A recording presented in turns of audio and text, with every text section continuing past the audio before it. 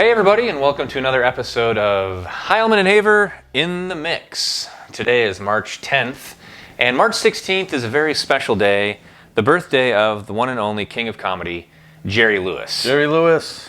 And since we only do these every other week, we decided that we'd celebrate this week. So Jerry would be turning 95. He died at 91 several years ago, but he would be turning 95 this year. And so we thought that we would mix up a very special cocktail from one of our favorite Jerry Lewis movies, the Nutty Professor. That's right. And the cocktail is, it's got kind of a cult following now. It's not really an official cocktail out there, but that's kind of the appeal, I think. It's the Alaskan Polar Bear Heater. Polar Bear Heater? You said that. I didn't. That's right. Alaskan. I said Alaskan Polar Bear Heater. So the Nutty Professor came out in 1963, and it's essentially kind of the Jekyll and Hyde story of a very nerdy professor, as one might expect, who develops a serum to make him into a real Lothario, the character of Buddy Love, which Jerry Lewis plays both roles. And as Buddy Love, he's quite an imbiber, quite a drinker. One of the most famous scenes in the film happens at a place called, I want to make sure I get the name right. The bar that he frequents frequently is the Purple Pit. A lovely name. He's got his eye on a college co-ed as a college professor, and this is where all the cool college kids hang out, and he orders one of these from the bartender. One thing I thought apparent in the movie when I was watching, because I was just watching it the other week, and actually watching it, it inspired me to do this drink. To go through the ingredients, my first reaction was, hey, I have all those ingredients. Right. And the second reaction was, whoa, I have all those ingredients. Right. So I may have a problem. But the funniest thing was, you can tell how Hollywood has changed. You have a bunch of 40-year-old looking people playing college students. Yeah. I swear to you, there's no one in that cast that would pass for a college student. Nope, not a single person. Pretty good cast, though, as far as supporting actors and actresses. So, written by Jerry Lewis and Bill Richmond, directed by Jerry Lewis, starring Jerry Lewis as Professor Julius Kelp and Buddy Love, his alter ego, and Stella Stevens as Stella Purdy, his love interest. Del Moore as Dr. Mortimer Warfield, and Kathleen Freeman as Millie Lemon. Kathleen Freeman did 13 films with Lewis, and in interviews he just sings her praises.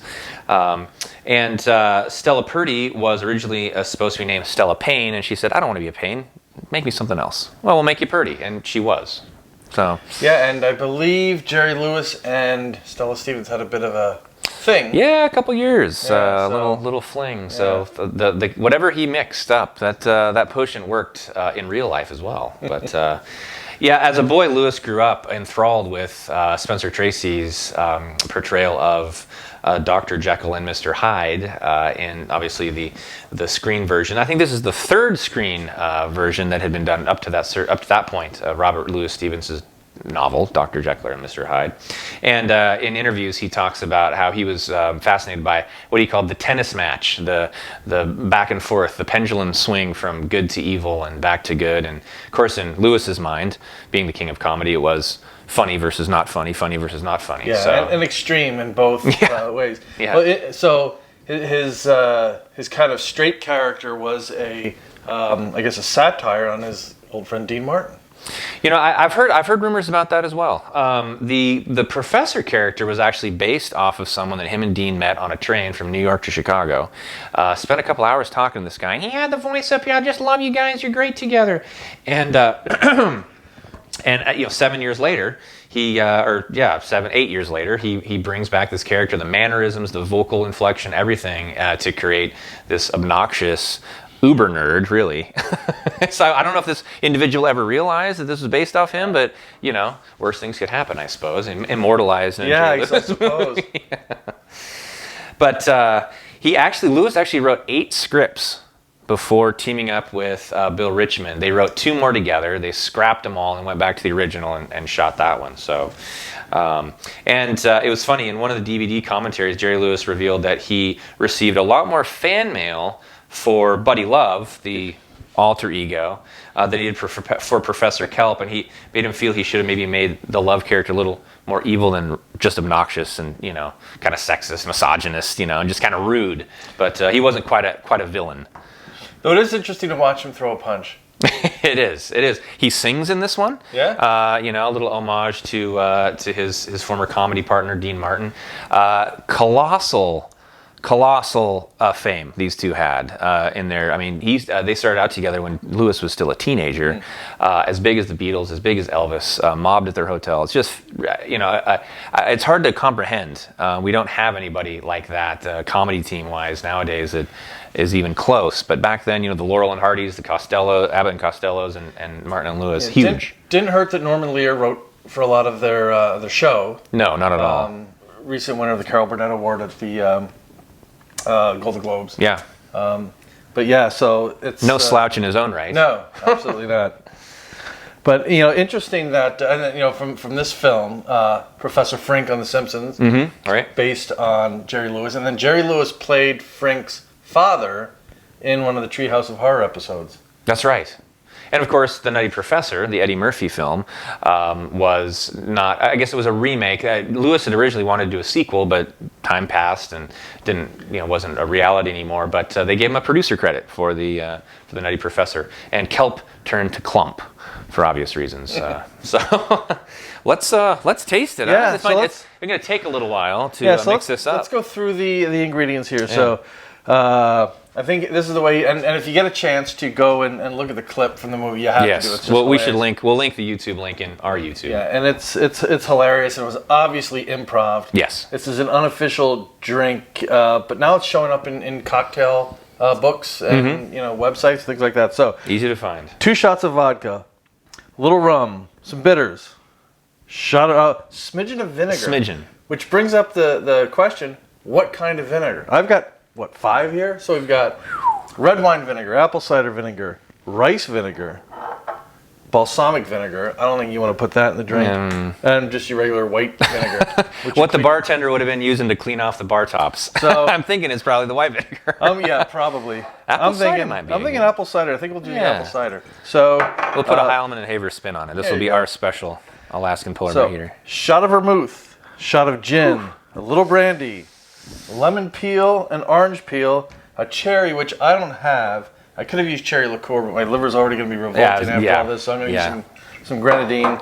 And some more scotch, which is interesting considering he didn't mention scotch before. Didn't mention scotch, yeah. So some more scotch. So we'll do it Mix the it bartender nice. in the we'll do what the bartender in the show did and just. Oh, I don't think. Yeah, this is even vodka. fancier. He didn't use the spouts. That's it was true. Just Yeah, splash. He was carrying the bottles in his hand. So there's your 2 shots of vodka. There's your little rum. Interesting fact about the bartender, the actor who played the bartender. His name was actually Buddy Lester, who he played the bartender at the Purple Pit in this scene. He was a satellite member of the Rat Pack, as was Jerry Lewis on occasion. But Buddy Lester appeared in numerous films with both Sinatra and Lewis in the future. So. He was no stranger to the booze. There's our vermouth, and of course, there's a bunch of different kinds of vermouth you could use. There's your shot of vermouth, shot of gin, a little brandy. I smell the. These are alcohols that generally aren't mixed. All right, so we'll go ahead and we'll do our cherry here. All right, and then I'll peel mine. This is going to be interesting. Whew. Yes. So we'll peel our orange here. Peel our lemon. That is a fancy tool you've got there. And some more scotch. Some more scotch. And I'm not necessarily using my best stuff for this. I think it'd be a little bit of a waste. Yeah. Mix it nice now. Mix it All nice. right, let's shake this up.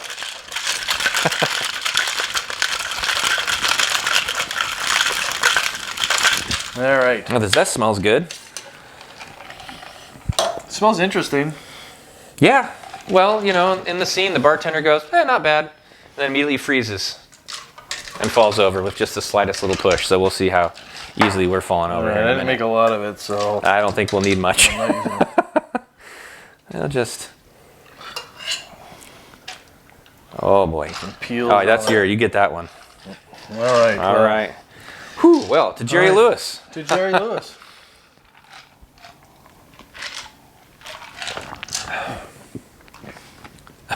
Honestly, not bad. It's not as bad as I thought. No. I thought this was going to be I can't taste any vinegar. You know what I taste the most is the brandy. Yeah? I'm getting a little plum.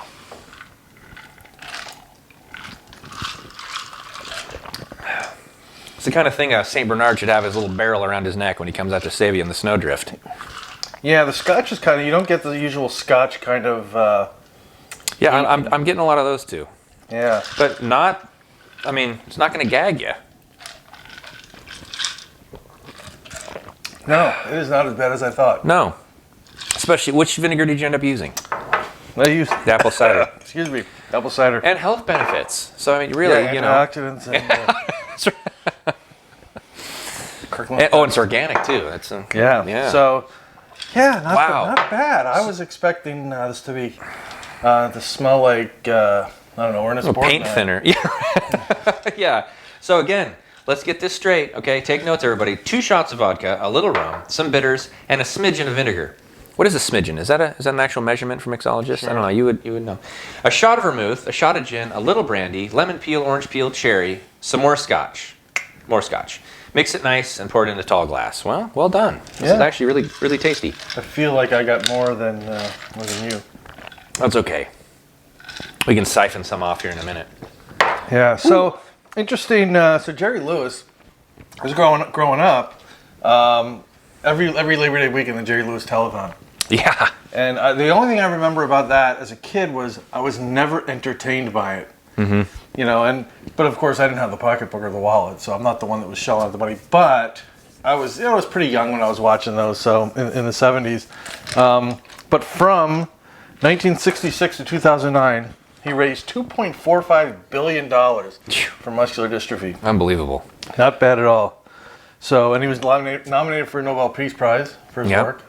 So, you know, there's some stories, obviously, any of these guys, these Rat Pack guys, there's stories that'll, you know, run through the mud. This guy was a jerk to this person, whatever. Yeah. But, I mean, there's no denying $2.45 billion. And I do remember, I love the tote board, obviously. Right. That's probably the best part is when we went to the tote board to see.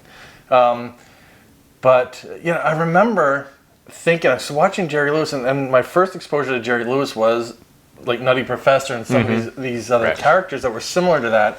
And then watching this serious guy in the tuxedo, which I wasn't familiar with as a kid, and thinking it was just weird. And then he'd come in, I don't know, day 2 or something like that, would do something in this character. And then, there he is.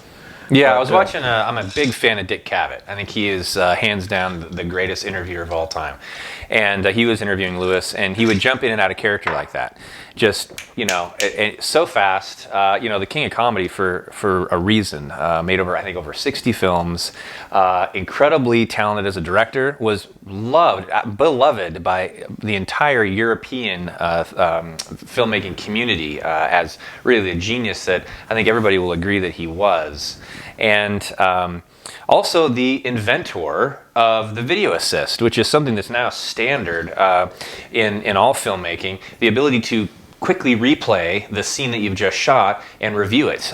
He said that he, as a director, that's the only way he could direct himself, which he did frequently. Yeah, and part of that's why Entertainment Weekly named him the 50th greatest director of all time. Mm-hmm. Yeah. Which is you know, interesting considering, you know, Charlie Chaplin and some of these more well-known innovative directors weren't even on that list. Yeah. So it was a pretty good. Yeah. So Nutty Professor was selected by the National Film Registry with the Library of Congress as being culturally, historically, or aesthetically significant. Right, and AFI ranked it as one of their top funniest films, their 100 Years, 100 Laughs. Snuck right in there at 99. So, and Lewis, I saw an interview with him. He goes, just made it in there. But he said he actually would have as many as 24 different monitors placed around the sets so that he could shoot a scene and immediately see and get that feedback, which is, it sounds commonplace nowadays with technology, especially digital technology. But well, there's you'll hear on our podcast episode that we talked with Tracy Gossel this week. We're talking about a lot of behind-the-scenes folks, and we're talking about people who were influential in filmmaking that really you take them for granted, but you don't know that you take them for granted because you wouldn't know. Nobody would know unless you knew with Jerry Lewis Video Assist and some of these other people, and we actually talked about that on the episode. Yeah, and something that I think he said with on Cabot's show was that he asked him, how did you learn how to do this, and he goes, I just asked questions. And well, who did you learn from? The guys that were doing it. The guys in the trenches, the guys behind the scenes, the directors, the screenwriter, anybody he was working with, he would ask questions and he would learn. And that's something we strive to do on this show. The first way to learn is to admit you don't know something and ask questions. So we've been really blessed and lucky to get a lot of these really talented folks, people like Danny Bilson and Tracy Gossel, people who have this behind the scenes expertise. And we're excited because this week we have Tracy, obviously the founder of the Film Preservation Society.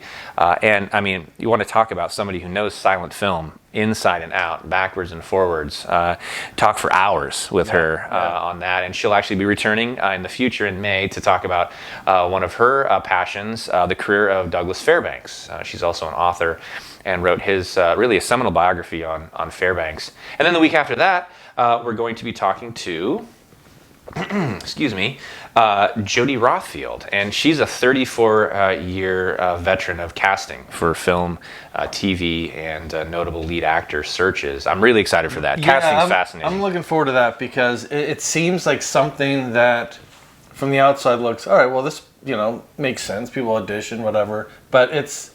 The more you think about it, the more difficult it's got to be, and the really good ones who can match a role to a person. You think there's these iconic pairings between actor and role, and it's a casting director that makes that connection. Yep, and especially as a female.